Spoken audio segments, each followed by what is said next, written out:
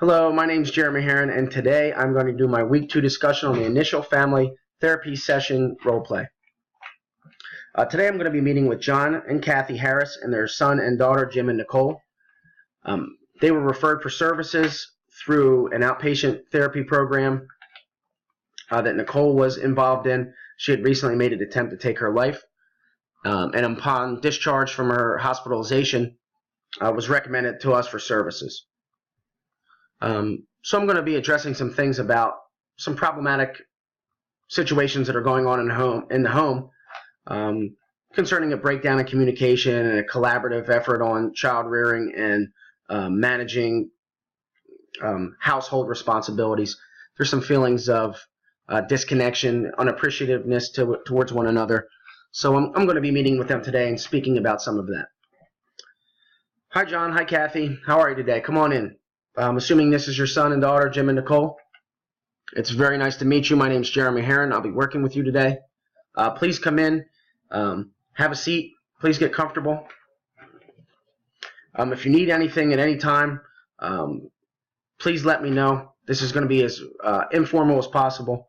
I want you guys to come in and be comfortable and be able to speak to one another about how you truly feel and what's going on in your life right now, that we can kind of, as a family unit address collectively to find a better balance in the home. That's what I'm really looking to kind of accomplish here today. A few things that I do expect from the interview. I expect that we be respectful to one another. Like I said, each member is going to have an opportunity to speak concerning how they currently feel about what's going on in the home. I ask that when we are expressing the way we feel, it's nice when we can do that uninterrupted or with getting feedback before the person gets their point across. So I would ask you please to be respectful of one another, let each other talk, and I'll give everybody an opportunity if they need to provide some feedback based on some of the statements that are provided, okay? Okay, we'll start with you, Kathy.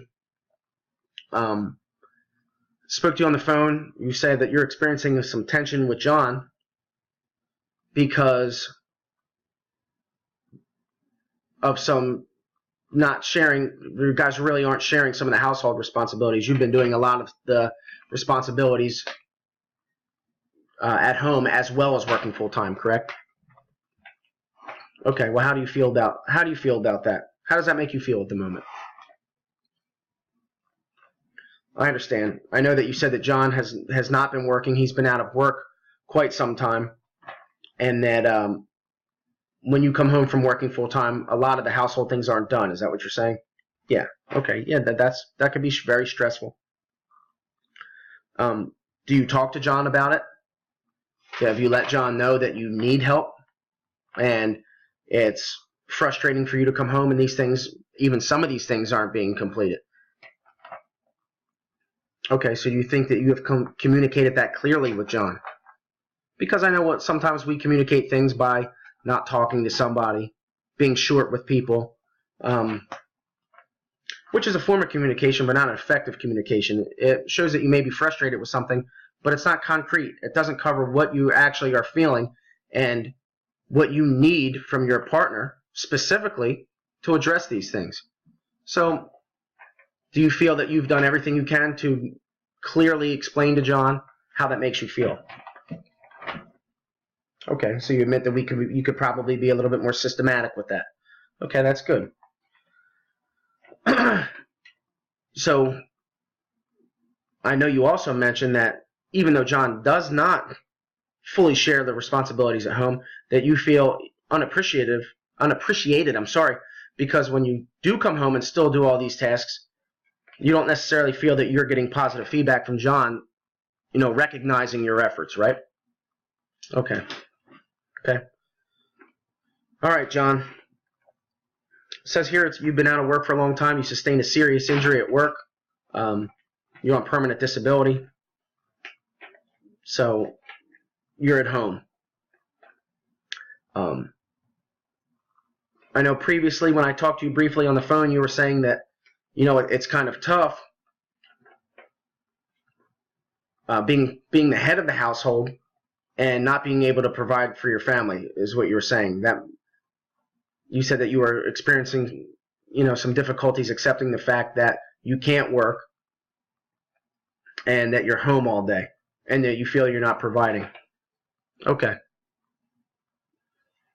So I can understand that can be very tough. The way that we as men can think is that, our responsibility is solely get out and work, provide for your family, have to take care of your family. Well, John, there's other ways that we can do that. And specifically the ones that are presenting themselves are right here at your disposal, right, all day. So I know that Kathy is saying that she's experiencing some tension with you because she doesn't feel appreciated because she's doing some of these things. She's doing most of these things after working all day. And she feels that, maybe that you could pick up just a few of these household responsibilities. So when she gets home, it's a little bit easier for you two to actually spend time with one another. And that's very important for effective communication, spending time together. Very, very important when you're in a partnership with somebody to experience that. Do you appreciate all that she does in the house? Okay, do you explain that to her? Do you tell her that? How often? Every day? Once a week? Once a month? You can't really recall the last time you explained to her that you appreciate all that she does, right? See, that's also the second part, which can be problematic. We think that we project things to people, and we don't. So you may be thinking it. You might be doing all the right things internally, or might be missing out on the external cues that you need to be sending. So I may sound mechanical, John, but when you notice it, say thank you. You have to ask yourself, have I tried my best to express to my wife that I let her know that I appreciate her? Because maybe it's not about her having to do all the stuff. Maybe it's not her getting home from working full time like, oh man, here's the dishes, here's the laundry. Maybe it's, I just worked 8 to 10 hours and I come home and I have to do this stuff and I don't even get an acknowledgement of that. So maybe that's some things we need to think about. Okay, I would like to talk to Nicole for a little bit. Nicole, it's very nice to meet you. It seems like you and your brother are experiencing some tensions in the home as well. And I also see here that you have recently had an unsafe incident at home where you attempted to take your life. Correct? Okay. Well, it says here that John and Kathy, your parents, seem very shocked that you would have made an attempt on your life, to take your life. They said that you're a genuinely happy person. Do you consider yourself to be a genuinely happy person? No. Okay. Well, why is that? Because you feel depressed a lot of the time, correct? Is that what you're saying? You feel depressed. Okay. Well, I did notice there is a history of depression in your family and a history of suicide. So there might be some things that are going on that you may have even genetically inherited. I don't want you to think that there's something completely damaged with you and it's something that's your fault. I think that this is something that we can manage. Depression is something that you can manage. But I also see this in the family history. You may have been involuntarily prone to some of these feelings and behaviors. It can't be easy living with depression at 14. Okay.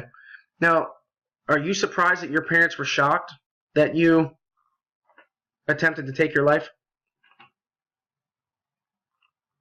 You were shocked? Okay, you're not surprised. Okay. Well, you're not surprised because you think that you let them know that you're not happy?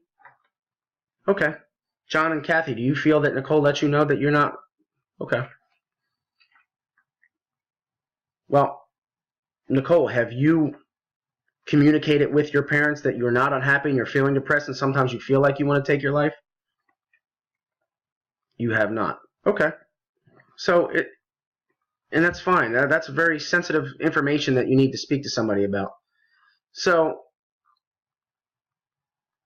next time you're feeling that way, it's very important that you communicate that so they can get you some help. And keeps the lines of communication open. It gives them an idea on what to look for, what to support you on. So maybe you don't feel like you're unappreciated, or maybe you feel that they're genuinely interested in how you're feeling. So you have to let them know that kind of stuff. Okay, Jim. I saw here that it seems like that you're concerned that your parents are always worrying about your sister Nicole, and that's creating tension, right? And that must be kind of hard, always having to worry yourself. Do you love your sister? Do you care about her? Do you worry about her? Yes.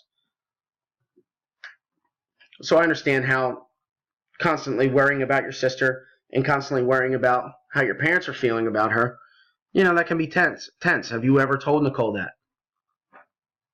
Okay, maybe you can let Nicole know that if she communicates a little bit better with you and with your parents, that you guys can collectively support her and each other with how you guys are feeling. So this was a good first session. To conclude, I kind of want to give you guys some things to take home and look over and try to set up before our next session. For John and Kathy, I want you guys to come up with just even talking about a plan about sharing some household duties. Even if John, you pick up a new household responsibility once or twice a week, just to start. And also, make it a point that you guys debrief with one another on, hey, thank you for doing that. Hey, I understand you're working hard. I appreciate that you did that. Very important.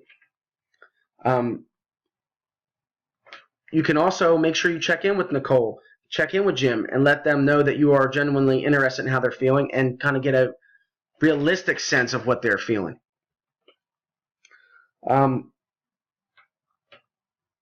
And most importantly, it's just a communication. I want you guys to, and I can help you this before you go, we can write some of these things down. I want you both to look at it, sign it, agree to the contract that you guys are going to collaboratively work on sharing household responsibilities, talking to one another when you're upset, and checking in on your children and honestly asking how they're legitimately feeling. Once we do that, we can work on how we can further progress with that kind of stuff to, help you all collectively function in the home with balance, with homeostasis. That's what we're looking for. So I'll have that drafted up for you before we go. It was very nice to meet you. Do you have any questions? Okay. Well, thank you very much for coming in, and I'll be seeing you guys soon. I'll see you next session. Thank you very much.